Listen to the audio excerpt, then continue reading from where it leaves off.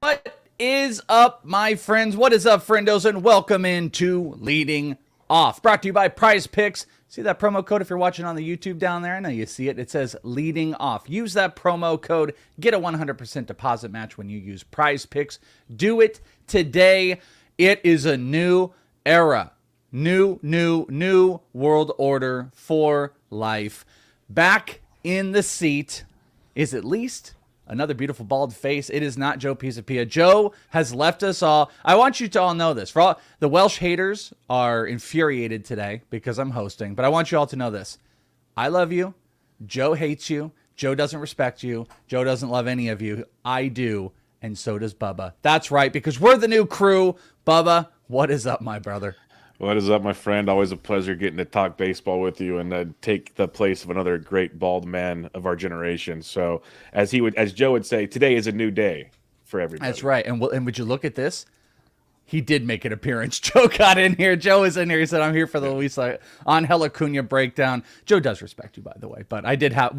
See, if you guys don't understand what you have to do, you have to bring the other guy down. We have to bring him down as low as possible so Bubba and I can rise to the top. Bubba, I'm very glad to have you here. WWE 101. Joe would appreciate this. It's heel work. Yeah, 100%. Well, it's kind of like an inverse heel work. We're I've the turned baby him faces. into the heel. Yeah, exactly. I've turned him into the heel. Yeah, it's like the DX. It's more of like... It's not vigilante. What was DX? What's that term of like, you're not the good guy, you're not the bad guy? Joe probably knows from it. You know, like Stone Cold would be the anti-hero. We're kind of like the anti-heroes that are in here. Bubba is going to be here for all the shows. It's going to be me and Bubba Monday, Wednesday, and Fridays. So you are going to get a bald head with you every single day joining me. And we got you guys covered. We got you guys covered with all the fun. And I'm working on a few little things too I want to make sure that we have here so we can call to Joe. If we need a little like Joe, like a little, hey, yo, maybe a little video that's going on there. Today's episode is going to be very trade-centric, just for everybody to know. Tomorrow is the trade deadline. I think it's like 6 p.m. It's 6 p.m. Eastern. Yeah, it's like, how did they throw a dartboard at a clock? Or like, I just don't understand how they picked that one. So late. Yeah, it seems so weird. I remember like back in the day, it would be like 3 p.m. Eastern. Yeah. It was like early in the day for us. You're a West Coast guy with me, so we're West Coast guys. It was much earlier. It's later, so we're a little over 24 hours to the trade deadline, and the weekend got nuts. So we've got a whole bunch of news that is very trade-centric. A couple trade rumors are out there, and then we've got all the latest and greatest. And you guys can be very excited, too, as I am not the greatest DFS. That's not my focus. Joe, always a phenomenal DFS guy. Well, guess what? Bubba, in the phenomenal tier. So you guys are going to be covered on that front, but we got everything going up for you. Let's talk about the big trade, the first big one, and the first two are going to be from the same team. The Rangers went out and got Max Scherzer. Rangers acquired Max Scherzer. They sent Luisangel Acuna off to the Mets. There was a bunch of money that was exchanged hands. I've actually got some funny stories with this, but Bubba, what's your take on Max going to Texas? Some people think he's washed. Some people think this is a great run. Texas is going all in. What do you think about Max with the Rangers? I think it's great for Texas going all in. You get the Mets to pay for part of the money. Obviously, you'll talk prospect in a minute. There's a big piece to that. But Scherzer's still fine. The strikeouts are there. It's the thing we saw a few years back. He still gets the home runs in bunches, and that's the issue with Scherzer. But he can still dominate at the best times, and you need to rotate. Their rotation needs help in Texas. They have one of the best offenses in all of baseball, so it's a great move to go all in. Why not? Strike while the iron's hot. I love this. I think it's a great move too, because if you're thinking like long term, what the rotation is going to look like, next year, the year and after that. I mean, what Max has done this trade, Max covers DeGrom, because DeGrom is going to be out to what, like most likely all of next year, or I think maybe we discussed like maybe the tail end of next year. Yeah, exactly. And there was a little sticky thing that happened that maybe the Max trade got like halted for a second because he needed to agree to pick up the option, which is $43 million. Well, did you hear how that whole thing went down? Like after his start early, he was mad about the trades the Mets were already making. Said he wanted to talk to the front office. Yeah, it was after Robertson. Yeah, it was like, can you believe? By the way, David Robertson is the reason Max Scherzer is a Ranger. He's the straw that broke the camel's back. Like really, David Robertson. Like the Rangers were like, the Mets are on the phone. They're like, yeah, get rid of David. The David Robertson move got Max pissed, and then the whole thing happened. But like, yeah, this covers that. It's a ton of money. this is what that is. Luisangel Acuna, which I'll probably talk about this on ITL, but there's a funny thing about the whole Luisangel Acuna thing, because I heard that. I was also on the Rangers backfield that morning, Bubba. I was on there, and the first rumored guy was Sebastian Walcott, who's one of their top international prospects. I was there watching Walcott and White Langford, who they took 4 overall, play, and then I ended up going and seeing Barbie. I went and saw the Barbie movie. I come out of Barbie, and then I look at my phone, and it's like, Sebastian Walcott's getting traded, and it was such a weird experience. But Luisangel Acuna is a great return. 42 stolen bases so far this year, 7 homers, hitting over 300.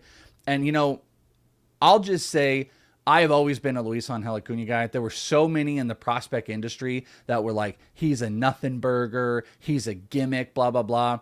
Back when he wasn't even into like pro full season ball, this team was hitting him 3 in their lineups. He's got great bat speed, good athleticism. I mean, his brother obviously touts him up big. Stolen bases through the wazoo. He can make a ton of contact. In this era of baseball, this is a dude that can, I mean, he could easily be 15-30. I don't see a reason why he can't. He could be a number 2 hitter. I wouldn't be shocked if he's a number 3 hitter. It's a pretty great return. I mean, the team though paid a boatload of money. I think they paid like, was it the Rangers are only paying $22 million total, or I believe they sent 22. I could be totally wrong. Either way, they basically covered half of it. They split the difference in order to get a. But you know, if they didn't send any money, they probably got like a third baseman out of high A or something. So they had to get something. Yeah. I mean, like, so Acuna can get a little long in the swing, but I'm telling you, it's like crazy big bat speed. And you've seen the maturation this year, and, you know, he's going wild for stolen bases. So, you know, you guys that are in here, you know, this is a kind of wild comp, but you know what? It's not off. It's not crazy off. The Albies is a good comp to Acuna. Yeah, there's some still in the same game, because Acuna can get into bad streaks. He can get kind of strikeouty. Batting average can go down. I think Acuna is more stolen base over power, like where Albies is a little bit more power over stolen base. But this is huge. This is a huge trade for them. They paid a boatload of money, but they're going to, you know, push those chips in with him. And this is a big trade. Now, the Rangers also were not done.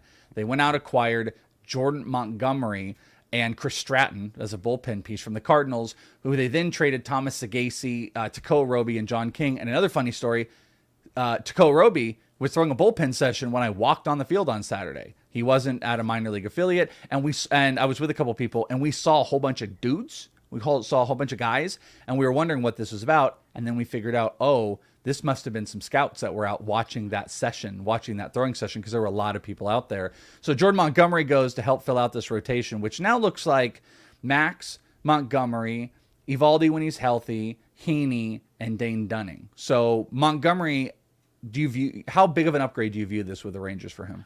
I think it's tremendous. I've always been a Jordan Montgomery fan, so I might be biased on this scenario. But you look for a guy that's going to give you quality start after quality start after quality start, that's all that offense needs. And he can do that. Strikeouts have been up since he's joined the Cardinals, at least over the last year or so. So I'm a big fan of Jomo going to Texas. Like, I almost, in the grand scheme of things, he might be better overall than Scherzer. Scherzer's got the big game, I can dominate, but can also get shelled. Where Jomo's just that consistent arm you can throw out there every 5th day, and you know he's going to go 6, maybe 7, which helps your bullpen, and he's going to give you a chance to win 80% of the time. So I'm a big fan of that move. I was looking for this. Bizarrizik said, Welsh, disappointed the D-backs have been quiet. Oh yeah. We're going to hear that on the next ITL I was about to say, pod. Did you really have to ask about this? This is like well, one of the reasons I'm going to bring it up is, like, this was a solid return for Jordan Montgomery. Thomas Sagasi, who got traded, he actually leads minor league baseball in hits. He has the most hits in the minor leagues. I'm not the biggest Thomas Sagasi guy. There's fringy power, speed, whatever. I think he makes a lot of contact. He might be one of those points league, like, you know, doesn't strike out, maybe hits at the top of an order. I saw somebody, I want to say maybe it was Jesse Roach from Baseball Prospectus. I'm not 100% sure, but someone had thrown out this comp of maybe like a Brennan Donovan. And I was like, oh, that's kind of interesting. He's a little bit skinnier, but that might be Sagasi. But I looked at the Jordan Montgomery trade and I was like, Diamondbacks couldn't, like, they didn't offer that. They didn't put that out. And the Max Scherzer trade, they couldn't have offered that. I said the same thing about the Giants. Like, I want to get a starting pitcher. Montgomery's the top of my list, and that seemed very doable. Yeah, I'm very disappointed. I'm like super disappointed that the Diamondbacks haven't done anything, because all you have are the Rangers and the Dodgers and these teams making these moves, and they're just sitting there, because I think this Montgomery move is a solid push up. And the Cardinals, I don't know why they wanted Sagasi when they got Mason Wynn and they've got Tommy Edman and Nolan Gorman, but it's just more depth, and he is a little bit different than a decent amount of the crew that they have. There's a lot of big power guys and stuff like that. Mason Wynn is more defense over offense. Sagasi's got a little bit more offense, but this was just, again, a solid trade. And we can talk about, Fred was talking about one of the D-backs rumors. We're going to talk about D-backs overall rumors here in just a second. So other trade. Later yesterday, Angels acquired C.J. Cron and Randall Grichuk and cash considerations from the Rockies for Jake Madden and Mason Albright. So the only thing to really focus on here is Cron and Grichuk are both going to go into that Angels lineup, who is absolutely committed to go all in. I mean, they are just chips in, final table. Any positive boost, I think getting these guys out of Colorado makes me like them a little bit less. But if you want to talk about the lineup that they're built around, there's a lot of RBI potential. So is this a wash? Is this a plus? Is this a negative for Cron and Grichuk? I think it's a plus, actually, honestly. Getting out of the Coors hangovers in and out of Colorado, which we've seen happen for those guys, and just the overall team around them, I think it's going to be a big boost, especially for a guy like Grichuk, who was starting to heat up, too. So I like that move with Taylor Ward going out for the season. Yeah, I think I'm really indifferent on Cron. I think they both might be just washes instead of. Yeah, Cron, I'm not too. He is what he is right about now to me. But like to your point, maybe like Grichuk went from maybe like fringy sitting on the wire type of guy to like, oh, let's pick him up. Obviously, Taylor Ward got injured. We're going to talk about it in injuries, but Taylor Ward looks like he'll be out for the year after getting hit in the face. And that's going to take him out in the face. And Grichuk is going to be that guy. So Grichuk kind of moves from probably fringy to, let's pick him up in a 5 outfielder 12-team league. So like Richard just asked this question. This is easily Nootbaar. He said Nootbaar versus Grichuk. It's like easily Nootbaar to me, but Grichuk is in like the next tier, I think. Yeah, he's close. Right? But Nootbaar for sure. I'm with you. Yeah, Nudie's like... he's actually playing really, really well now. He's quote-unquote healthy. Shocker how that works. Yeah, 100. My God. This will be one of those annoying ones. I always get annoyed with people. It's mainly in fantasy football where they're like, this is my guy. And then the guy doesn't play for 5 weeks, and then you have to think about dropping him. But then they're good the final 10, and then they're like, I told you. I won. And like that'll be kind of my Nootbaar one, because I was like the big Nootbaar guy. And it's been kind of a disappointment, and some people dropped him. I never did. And now he's really he's picking it back up. That's an interesting question. Eric said, Welsh, is Trey Turner the worst performing first-round pick this year? It's close. Yes. If he's not, it's close. But I'd say yes. I'd have to go look at ADP, but yes. Yeah, I mean, yes. Just going through the names in my head, I think that's probably pretty accurate, because you took him top 3. You took him top 3, so it's not even just first round pick. You're talking some people had top him 1. 3. Some people had him 1, dude. So that's, over Acuna. Imagine that one. Not mine. All right, other trades. The Cardinals also made another trade. They got Adam Kloffenstein and Sem. Is it Sem? Robersi? Relief pitcher. Not even me. I don't know. But they got Jordan Hicks. Toronto did, and what that ended up doing was kind of decimating Jordan Hicks's closer ability, except for the short term, because Jordan Romano's on the IL, so he'll be able to theoretically get thrown in and get some saves right now. But that takes him out of the market once Romano comes back. So this is like the fear with all the relief pitchers, is he's now kind of done with that, and then it opens up the Cardinal situation. Which, who are you betting on the Cardinal situation right now? Well, I've always been a huge Giovanni Gallegos fan, but he pitched 2 innings in Sunday's game when JoJo Romero got the save, so that kind of surprised me. I'm still a Giovanni guy, but you got to at least keep an eye on JoJo. Yeah, I think that's a decent one. I'm a little bit disappointed about the Hicks one, except in the short term again, but like down the stretch. Maybe Romano's back's worse than we thought. He's been dealing with this for a bit, so you never know. Maybe. Also, you had the Royals, who made a small little trade with the Braves. Braves got Nicky Lopez for some infield depth, and they acquired Taylor Hearn. I would just also throw out, how damning is that for Vaughn Grissom? How damning is that they went and acquired Nicky Lopez? I know, like Orlando Arcia and stuff, but they have so little trust in him to be able to come back up in that back that they went and traded for Nicky Lopez. Yeah, that is a Vomit. great point. I didn't even think about that initially. I was just like, why are you getting Nicky Lopez? Then you throw that into the mix, it's even worse. It's vomit, dude. A couple trade rumors that are floating out. Jesse Rogers of ESPN reports that the Cubs are telling teams that Cody Bellinger will not be traded, that the Cubs are going to stick around. They're going to fight it out a little bit, and no Stroman and no Bellinger. So I guess that's a relative, I don't know. Is that a boost in your mind to his value to stay and be able to hit in Chicago where he's made a lot of these adjustments? I kind of saw that like, would have been nice if he was in a new place like an Angels or something and hitting in a lineup around like superstars. Is it a plus for you for Bellinger's value rest of season to not have to make the big move? Yeah, he's comfortable right now. And so I'm pretty happy with him staying in Chicago. He's playing way better than I even thought he could possibly play. So I'm happy with him staying there. Yeah, I wanted to look here. And I'm going to assume they didn't say it. Jesse Rogers didn't say in the same report, but I'm going to assume that has to probably go with Stroman as well. Yeah, I saw a different report that Stroman's staying too. The Cubs are basically staying put. They might make a couple small moves. I think a lot of that has to do with watching the Cardinals throw the white flag out there and going, okay, that's one less team we got to worry about. Well, also, I mean, I think you're having multiple teams that are doing that. The Diamondbacks, I think, are in this play. They might surprise us in the next 24 hours, but it seems like they're losing games at a pretty rapid clip, and they're realizing, oh, we just have to do something small. Cubs are probably in the same boat of doing something small. Bellinger is, someone just said this, Wonky was saying, Bellinger's X stats are so bad. He's one of the anomaly guys, and I wish I'd been tracking this that this way year. A long time. Yeah, but there's been like 4 or 5 guys that are so different from what their savant pages show. I wish I had been tracking who all these players are, because you look at Bellinger's stats, 15 homers, 12 stolen bases, in under 300 at bats, hitting 300, almost 50 run, 50 RBI, if you want to combo them up. Those are great numbers, especially with where the trajectory is going. This could be a 2020 guy. But then you go and look, he is bottom 19th percentile in average exit velocity, bottom 40th percentile in max. Hard hit is trash. XwOBA trash. Barrel is trash. Yeah, it's garbage. XBA is 266, which is not the worst. You would take a 266 Bellinger, except it's 50 points lower than where he's at right now. So he's a little bit of like an anomaly, and like, what side do you buy of him? But I guess maybe staying is like a good thing. The other one is Andy Martino of SNY.TV reports that the Mets are not in deep talks with any team regarding a potential Justin Verlander trade. Because I had saw some... I've seen the opposite reports too. Oh, yeah? Yeah, well, yesterday there was something like he was going to get scratched and blah, blah, blah. You have to assume they're going to move. They said Verlander Houston, here. the Dodgers, and I saw one other team are in deep discussions with the Mets. I saw it this morning. So, but that's the Mets guy trying to probably play the game. That's what that is right there.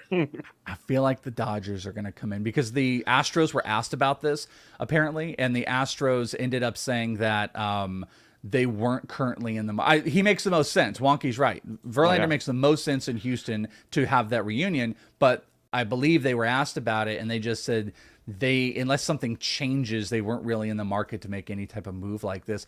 The Dodgers, though, I do feel like they are. I feel like a Dodgers team could go in, drop a prospect, pay some money or whatever. In the inverse, Mets pay some money. They've already set the precedent where they pay money, so maybe they pay a decent portion of Verlander's, get a top-end prospect just like they did with Acuna, and they're setting the stage for that. I don't know. I mean, what were the odds you're going to put on Verlander getting moved at the deadline? I got it like 75%. He's going somewhere. 75? Okay. The Mets are blowing it all up. It's over. It's over, Johnny. Just finish it. I tweeted out this weekend, there's a part of me, and like people pointed out, obviously the Mets paid like $1 gajillion for Scherzer to go away. But like, if they're clearing all that money, it just makes more sense at Ohtani. Like, even more sense that they're going to just go balls to the wall for Ohtani in the offseason. That's why the Mets are unloading. Real quick, I hate break, but I want to get, before we move on from the Dodgers, the reason I don't think the Dodgers get him is the reason why the Dodgers are out on a couple other of the big guys. They want to stay under the luxury tax for Ohtani next year.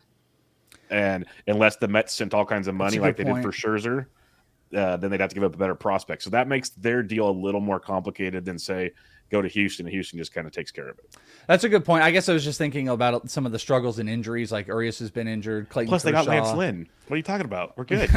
Ooh, Lance Lynn. Hey, we're all happy about Lance Lynn. I don't know. I think it's like 60% Verlander right now. I think there's a possibility that they don't want to move Verlander for the reasons you just said about the Dodgers. That maybe they're like, hey, we want to have pieces to want someone to come here. Verlander's a good reason for a pitcher to want to be there. Same thing on having like Lindor. You don't want all the pieces to go away, blow this thing up, and be like, hey, come on down, Ohtani. And Ohtani's like, what the hell is this? So what did Joe say? Joe's in the chat. Joe, come on the show if you're going to. I was going to say, we're going to sit here all day. Come on, buddy. Does keeping Verlander make Ohtani run more conceivable? Yeah, that's exactly. Okay, I didn't even see what you said. Yeah, that's what I'm saying. Like, I think keeping Verlander is, hey, we are still a heavy competing team for next season, so we can get him here. If they blow this thing up, I think it's a much harder sell regardless of money. Because either way, you might be right about the Dodgers. They're saving money so they don't go back over the luxury tax and stuff. But like at the end of the day, everyone is dropping every dollar they have for Ohtani. No, you can't hold back. You can't be cheap. Everyone's got to throw. And I think the Mets are going to be the team that throws the most dollars. I just don't know if that's going to mean they're going to get him and he's going to sign. I think the Dodgers might be one of the more likely situations. That was a lot on trades. It's a little bit more than different guys, but this is what's going down today and tomorrow. And Wednesday will be very heavy trade talk. Injuries. I'm going to be plowing through some of this stuff. The Angels, like we talked about, they transferred or are planning to transfer Taylor Ward to the 60-day injured list with that hit to the face. Padres manager Bob Melvin told reporters on Sunday that Ha-Seong Kim is considered day-to-day, who has been freaking phenomenal. Ha-Seong Kim this whole year, but looks like he might be out today. I think they play later today. JD Martinez undergoing an MRI on his left hamstring. So watch that again in that Dodgers run. Reds placed Jonathan India on the 10-day IL with left foot plantar fasciitis. And that might be the death of the whole trade rumors of Jonathan India going. Because do you remember a last time we saw a team trade a guy who was on the injured list? Does that that's happened before, hasn't it? Or yeah, because some team just wants to dump stuff. Basically, you'll see it in that regard. But yeah, we'll see. I just don't think he's going to get moved now that he's put on. I think this kind of make kills it way more complicated. Yes, because even Dylan Jerry up there in Seattle said this kind of ended that chance for them. Yeah, I think the Reds might be one of those weird teams also that just stands put. They just kind of go with their guy. It would have been great if they would have went out and been a little bit more aggressive and got some rotation help. But maybe they're just going to say like, hey, we're a fun trade. We're a fun team. We're just going to put them out there. And I think that kind of kills whatever move they would have ended up actually doing. Rangers, after they acquired their two starting pitcher pieces, Nathan Eovaldi, they placed on the 15-day with a right forearm strain. So that's no bueno. Diamondbacks, let's sit back and make no moves while we put Tommy Henry on the 15-day IL. Left elbow inflammation. That's not good. They also lost Dre Jameson. Not good. So I think this might be, I'm going to throw out to people, this might be my Bryce Jarvis. So watch out for Bryce Jarvis coming up. I've been talking about him for the last 3 weeks. This could be one of the moves. They brought up Cole Sulser in relief, but you're going to need more rotation help because you have Brandon Pfaadt up. So Bryce Jarvis may be an option. And Diamondbacks also placed Evan Longoria on the 10-day IL and Alex Kirilloff placed on the 10-day with right shoulder strain. Bubba, here's a fun little piece I just pulled real quick. Ronald Acuna went 3 for 4 with a 2-run homer and his 50th base of the season on Saturday. And pulled this from Roto World or whatever they're called today. I pulled this from them. He is the 20th player ever with 20 homers and 50 stolen bases in a season, and no one had done it since 2007. 2 players did it in 2007. Maybe you saw the report, and it'll ruin here. Oh, you're probably looking at the show sheet. I'm looking at the sheet, yeah. You bastard. You're looking at the show. I should have told you not to look at the show sheet. I never would have guessed these. I wouldn't have either. Those 2 players, by the way, Hanley Ramirez, who went 29 and 51, and Eric Burns, 21 and 50. You could give me 100 guesses. I never would have said Eric Burns in the face of the I might have said Eric Burns. I might have gotten it. I wouldn't have actually said Eric Burns. Also to point out, he's done it on July 30. He did it July 30th. Those guys did it over the season, so that's no big deal. Insane. Yeah. I'm making a new segment. There was Joe's Tough Guys. I'm calling them Welsh's Just Kens. He's Kenough, if you've watched Barbie. So these are Welsh's Just Kens. Aaron Judge returned and went 3 for 5 with a 2-run homer to lead the Yankees past the Orioles 8-3. So he's a tough guy, but he's a Ken. He's not just a Joe's tough guy. He's a Welsh's just Ken. Did you see the movie, by the way? No, I saw Oppenheimer over the weekend, but I have not seen part of it yet. Oh, yeah? Florence Pugh? Yeah? Yeah. What's up? All right, there you go.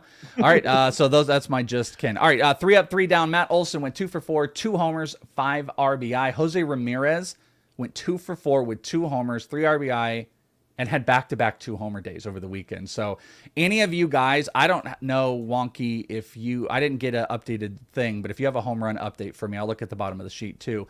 Oh my God, if you had Jose Ramirez this weekend, you did awesome.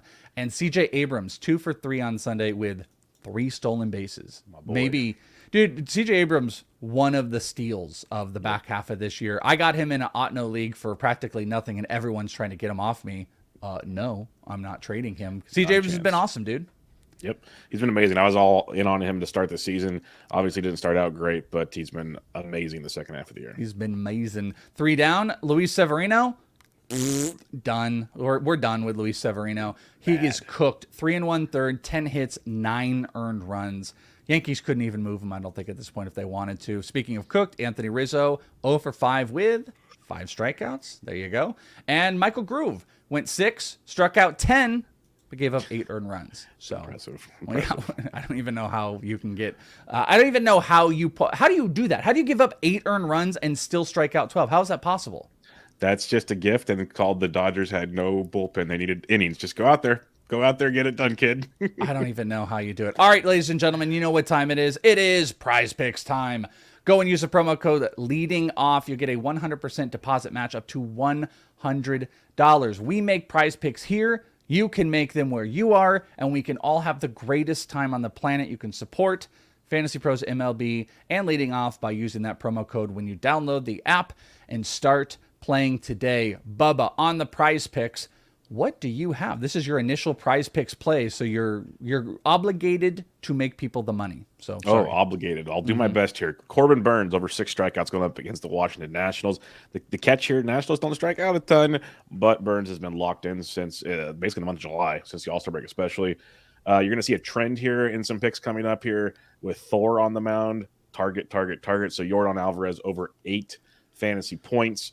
And then Chas McCormick over 1.5 hits, runs, and RBIs. I think there's going to be a lot of offense for the Houston Astros this evening. Yes. I actually am also playing the Yordan points. He's going to be a big play of mine today. He's my big target because I am not about that Noah Syndergaard life. I don't care what. Like, nope. Whatever the things you start saying, you're like, nope. The Guardian, I don't care. It was the dumbest trade on the planet. He's going to get lit. I'm going to go with Andrew Abbott, fantasy score, 32.5, because Abbott is the real deals. And I'm going to go with Christian Yelich. I believe they're going up against the Nationals, and I believe it is Jake Irvin who gives up a 280 batting average against on lefties versus 230 on righties, and also a decent amount of homers as well. So I kind of like Christian Yelich on a homer call as well. But his fantasy points are higher than Yordan, and I'm taking it for a reason, 8.5. So yeah, I'm going to be jumping on that. Best bets. I've got 2 for you that I have honed in on, and we'll get Bubba's. I'm going with the Milwaukee Brewers, first 5 up by a run, and it was minus 140 last night. I'm actually not sure where it is right now. Tried to find different angles, couldn't find the one I like. I wouldn't, I guess, be against the team total run over for the Brewers or runs given up by, I was just trying to play around with them. I just ended up settled, not trying to get too cute, that let's go with the Brewers being up by 1 with Corbin Burns on the mound. I think he's going to shut him down, and I think that offense can hit on him. And the Angels Atlanta over through the first 5 at 5.5. So 5.5 over first 5. Those are my 2 plays. Bubba, what do you got on the bets? Trend, Houston, team total over 4.5. It's minus 140, eat the juice. And then I'm going to parlay 2 first 5. Houston first 5 minus 0.5.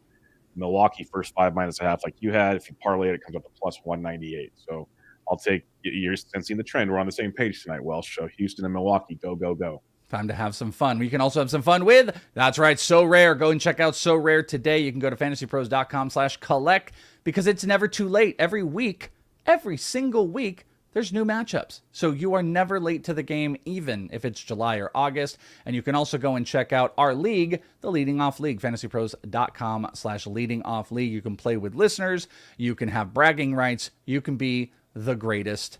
DFS is in play, Bubba. This is where you shine, my friend. What do you got on the DFS slate for us? We're looking at DraftKings. You got Tyler Glasnow, that top price guy at 10-5. Yankees, Judges back. Yes, still a lot of strikeouts, a lot of upside for Glasnow in the Bronx. Corbin Burns 100% in play at 10-2 against the Nats. But a couple contrarian angles here. Andrew Abbott at 10,000 against the Cubs. Most will pay for Burns or Glasnow. So you got Abbott, who's been striking out the world and just continues to prove me wrong when looking at his deep numbers. I like him against the Cubs. And then if you want some value, Nick Pivetta going into Seattle. He's actually going to start, apparently, not come out after the opener. And Seattle strikes out nearly 29% of the time versus righties over the last month. So Pivetta comes in a big way there. Stacking things up, you got Houston versus Thor. Shocker if you stop. You got Milwaukee versus Washington. And then I think your kind of unique one would be Tampa Bay against Domingo Germán. I've never been a Germán guy, so I think Tampa Bay wakes up tonight. Value, not a ton of great value, not a lot of 2K guys on the slate. We got Carlos Santana, who's been swinging it well over the month of July, already swinging it well for the Brew Crew. He's 3.63 against Irvin. And then Wilmer Flores is $3,400 versus Ryan Nelson. And Flores is hitting like 350 since coming off the IL. Yeah. So I like both those guys as potential values. Sadly, on the same position, but it's a weird slate with not a ton of values overall. Crybaby. Wilmer Flores, a crybaby. Yes. You got to love him. Always. You know what I'd like today, too? Getting back to the picking on Syndergaard is Chas McCormick. He's just been such a monster. He was I had him as a prize pick. So, yes, I'm on board with you there. Yeah, 100%. Picking back up here on just a few things. Is this true? Richard Silva said first time Rizzo had 5 strikeouts in a game. I saw that. That's pretty. It doesn't surprise me, actually, with his OBP skills. It'd be tough for him to strike out 5 times in a game. He's been so just booty. That's all I'm going to say. That's the nice way I can say it. It's been bad. It's been not good. Interesting. Uncle Ted had mentioned Luis Robert. There are more rumors out there. I guess I blew by them earlier. The Diamondbacks have been linked with Bednar and Mitch Keller. You've got the White Sox now potentially saying that they might consider trading any of their players in Dylan Cease. The next 24 to 28, 29 hours should be pretty exciting. There should be a whole lot of names that are out there. If you guys have got some potential trade stuff, throw them in the chat and think about it tomorrow. You can throw in the chat. We could do some guesses on some of those trades. Home run call. Like I said, I do not think I have an updated board. I have absolutely no idea. This is the last one where we were at. That's where Razor Ramon was at 38. So I have absolutely no idea. I'll have to check back in with our art team. Wonky, I don't know if you have any updates if you're here, but whoever had Jose Ramirez had a whole bunch. Bubba, I believe you're joining me in the home run barrage of Yordan Alvarez. That is our play today, right? Yes. It's going to be your dong season. Your dong. It'll be your dongs for everybody. Your dongs. Yep. Also, like I said, I almost took Yelich. I kind of like Yelich, but I ended up going with Yordan as my home run call. And like I said, if you guys just throw out, I completely forgot about that, Fred. You're right. We're not even live tomorrow on the trade deadline. Ooh, we're back on Wednesday. So I guess we'll be breaking it down. We'll have all kinds of news to break down for you on Wednesday morning. I'm completely thrown off by not doing it 5 days a week. I'm telling you, with where my brain is, I might have just shown up. I might have just shown up tomorrow and just been like, hey guys, what's up? And just, not had anything planned and do the trades, but we will be breaking down all the trades on Wednesday. That'll be the thing. If you guys want in the comments, I would be curious if you're watching late or whatever, drop any potential trade rumors or guesses in your mind, because maybe we can go back through on Wednesday and we can see if anyone nailed an awesome one. If you think Luis Robert's going to get traded, drop that in the comments. If you think Dylan Cease, especially not the crazy ones. I think Verlander would be good, but we might have gone through all the people we expect. Do some trade options, and then I'll go back and look through the comments before Wednesday, and we'll see if any of you guys absolutely nailed some, and we'll give you guys credit. So, Bubba, that's it. You got through the first one in what was almost a year, because you were on our rotation last year, but now you're my boy the rest of the year, my friend. Looking forward to it. I always enjoy, like I said, talking to you. The show's always great. Keeping up to date on what's going on around baseball. So, looking forward to a final couple months of the season. That's right. Well, hopefully you guys continue hanging out with us. We are Monday, Wednesday, Friday. So it is even messing with my brain and messing with me a little bit. But hopefully you guys are subscribed to the channel. You don't want to miss any of that. You'll get notified when we're live. Follow us on, look at our little thing. We got the X. We got the X right there. Is it the Welsh? At BDentric. You can follow us on Twitter, X, whatever your proclivity is to want to call it. You can follow us there. Like I said, you hang out here. We will be rocking all of it. I'm excited to talk about all the trades and the breakdowns, and then Bubba and I will just have you covered for the rest of the season. And then we can all wonder, like, what's Joe doing? Like, what's Joe doing? Sitting in the comments, just not being here? Does he love us anymore? I don't know. I picture a Superfly Snuka off the top rope. That's what I'm picturing Joe doing. Yeah, I don't. Did you see this? This was Joe. This was Joe last week. It was bids farewell to all of you, because it's good to know his acting classes are still paying off. Yeah, that's good. Well, again, it's just important to also know who loves you. Yep, I love you. Yeah, you didn't quit. I didn't quit. Bubba loves you right over there. Joe kind of loves you. Yeah, kind of. He had other priorities. That's right. Let's spread the love on Wednesday. We'll be back. We'll do all this stuff. Thank you guys so much for hanging out. Me and Bubba are excited to finish out the season for you. So until next time, my friends, we'll talk more fantasy baseball on Wednesday right here on Fantasy Pros MLB. It's leading off, and we're out of here. Peace.